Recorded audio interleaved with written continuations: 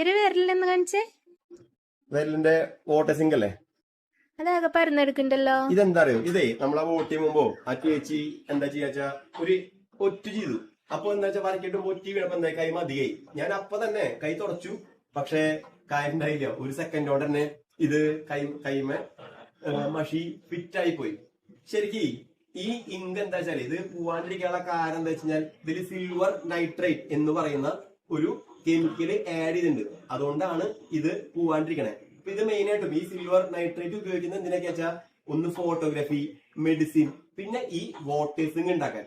അപ്പോ ഇന്ത്യയിൽ ചില ആൾക്കാർ ചോദിക്കും ഈ ഇത്രയും 140 കോടി ജനങ്ങൾക്ക് ഇത്ര വേണ്ടെന്ന്. അപ്പോ ഇന്ത്യയില് ആകെ ഒറ്റ ഒരു കമ്പനിയേ ഉള്ളൂ. അതാണ് ഈ മൈസൂർ പെയിന്റ് ആൻഡ് വാർണിഷ് എന്ന് പറഞ്ഞ കമ്പനി.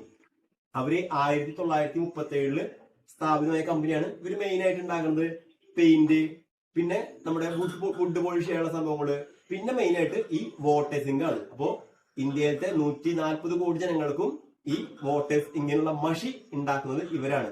ആകെ ഒരു സ്ഥാപനം മാത്രമേ ഉള്ളൂ. ഇവരാണ് എന്ത് ചെയ്യണത്, ഇന്ത്യക്ക് പുറത്തും വോട്ട് ചെയ്യാൻ വേണ്ടിട്ട് എക്സ്പോർട്ട് ചെയ്യണത്. അപ്പൊ ഇത് കർണാടകയിൽ, മൈസൂരാണ് സ്ഥലം, മൈസൂരിലുള്ള നമ്മുടെ കർണാടകത്തെ ഗവൺമെന്റ് ആണ് ഇത് അണ്ടർടേക്ക് ചെയ്യണത്. അപ്പൊ അതും നിങ്ങൾക്കൊരു പുതിയ അറിവായിരിക്കാം.